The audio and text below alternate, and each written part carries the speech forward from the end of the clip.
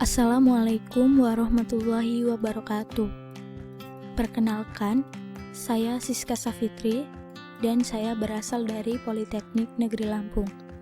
Hari ini saya akan mempresentasikan tentang risiko kredit pertanian, yaitu aksesibilitas petani kecil pada sumber kredit pertanian di tingkat desa. Studi kasus petani padi di Nusa Tenggara Barat. Sebelum kita memulai, maka kita harus mengetahui dulu pentingnya kredit pertanian. Kredit sudah menjadi bagian hidup dan ekonomi usaha tani. Bila kredit tidak tersedia, maka tingkat produksi dan pendapatan usaha tani akan turun drastis. Keberadaan kredit benar-benar dibutuhkan oleh petani untuk tujuan produksi, pengeluaran hidup sehari-hari sebelum hasil panen terjual, dan untuk pertemuan sosial lainnya. Nah, mengapa petani kecil sangat membutuhkan kredit pertanian? Dikarenakan penguasaan lahan tergolong sempit atau sebagian besar petani padi di Nusa Tenggara Barat merupakan petani gurem, kemudian upah yang mahal dan kesempatan kerja terbatas di luar musim tanam, sebagian besar petani tidak dapat memenuhi biaya hidupnya dari satu musim ke musim lainnya tanpa pinjaman. Jadi memang petani itu sangat membutuhkan kredit pertanian demi untuk melanjutkan usaha taninya. Kemudian masalah kredit pertanian. Masalah utama kredit pertanian yang terjadi adalah adanya jurang pemisah, yaitu antara penyaluran dengan penerimaan kredit. Banyak lembaga permodalan dengan berbagai skim kreditnya ditawarkan ke petani, tetapi pada kenyataannya hanya dapat diakses oleh kelompok masyarakat tertentu, sedangkan petani kecil masih tetap kesulitan. Nah, di sini ada sumber permodalan pembiayaan usaha tani pada petani padi di Nusa Tenggara Barat. Dalam pembiayaan usaha tani, 80% petani gurem di samping menggunakan modal sendiri atau internal finance, juga melakukan pinjaman kredit atau external finance. Mereka pada umumnya hanya akses kepada lembaga-lembaga kredit informal dan kredit program, sedangkan lembaga kredit formal yang diakses hanya lembaga pegadaian. Sumber kredit pertanian yang banyak diakses petani kecil berturut-turut adalah pedagang saprotan, yaitu sebesar 20%, penggilingan padi sebesar 20%, UPKD sebesar 16%, KKP sebesar 8%, pedagang hasil pertanian sebesar 8%, pelepas uang sebesar 4%, dan pegadaian sebesar 4%. Nah, sebenarnya para petani ini menghendaki untuk ikut kredit program UPKD dan KKP. Tetapi karena kemampuan keuangan pemerintah yang terbatas, maka jumlah petani peserta juga dibatasi. Padahal UPKD dan KKP ini merupakan kredit pertanian yang sangat sesuai karena suku bunganya rendah. Agunan sertifikat tanah dapat diwakili oleh sertifikat milik pengurus kelompok tani dan pengembalian pinjaman dilakukan secara musiman. Tetapi yaitu tadi, pesertanya dibatasi karena keterbatasan keuangan pemerintah. Nah, di sini ada kelemahan kredit informal, yaitu suku bunga sangat tinggi. Dapat dilihat, bank keliling memiliki suku bunga sebesar 80%, kemudian pedagang hasil dan pelepas uang sebesar 60%, kios saprotan dan penggilingan padi sebesar 24%. Nah, suku bunga yang sangat tinggi ini merupakan sebenarnya resiko bagi para petani, karena apabila petani tidak dapat membayar kreditnya, suku bunga ini akan sangat membebani para petani dan nantinya akan mengakibatkan pendapatan para petani menjadi berkurang. Kemudian kredit informal maksud saya itu dapat mengikat petani.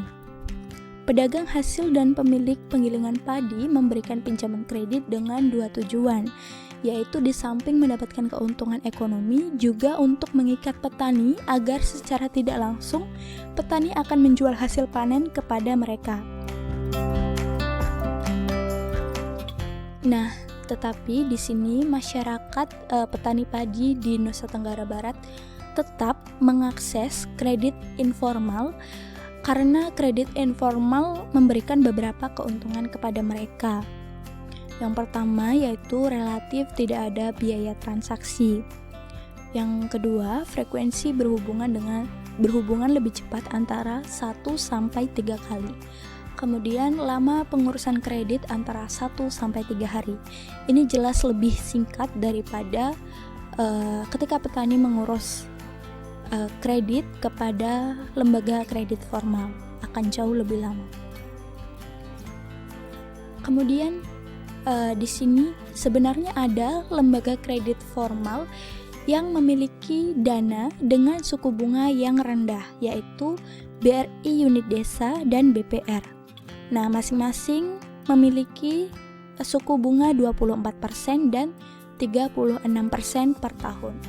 Tetapi kemudian lembaga formal ini memiliki kelemahan, yaitu sulit untuk diakses para petani. Nah, mengapa kredit formal dengan bunga rendah itu sulit untuk diakses petani? Yang pertama, petani tidak memiliki agunan sertifikat tanah karena sebagian besar petani padi di Nusa Tenggara Barat merupakan petani dengan lahan sempit atau petani gurem.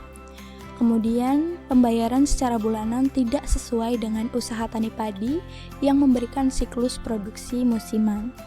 Kemudian, petani kecil umumnya belum familiar dengan prosedur administrasi yang rumit.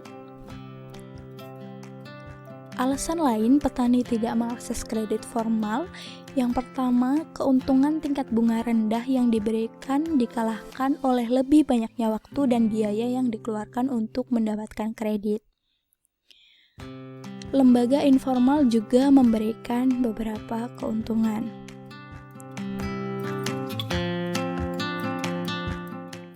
Nah, di sini ada pemanfaatan lembaga kredit formal. Jadi, tidak semua petani padi di Nusa Tenggara Barat itu mengakses kredit informal. Ada juga yang mengakses kredit formal. Sekarang ini, lembaga formal hanya dimanfaatkan oleh kelompok petani kaya seperti pemilik penggilingan padi, pedagang input produksi, dan pelaku bisnis lainnya. Sebaliknya, petani kecil hanya akses kepada lembaga kredit informal karena tidak mensyaratkan agunan dan prosedur perolehan yang sangat mudah. Meskipun lembaga ini menetapkan suku bunga yang tinggi antara 24 sampai 80% per tahun. Nah, jadi meskipun petani menanggung risiko suku bunga yang tinggi, tetapi petani lebih memilih mengakses kepada lembaga kredit informal karena yaitu tadi tidak mensyaratkan agunan, kemudian prosesnya yang lebih singkat, jadi lebih menghemat waktu juga. Nah, di sini ada saran yang dapat saya berikan, yaitu pemerintah sebaiknya membenahi skema kredit pertanian pada lembaga kredit formal supaya lebih sederhana. Syarat-syarat untuk mengajukan kredit juga dipermudah sehingga tidak menyulitkan bagi petani. Sebenarnya lembaga formal itu mensyaratkan syarat-syarat pengajuan kredit seperti adanya agunan. Itu merupakan usaha pihak bank untuk dapat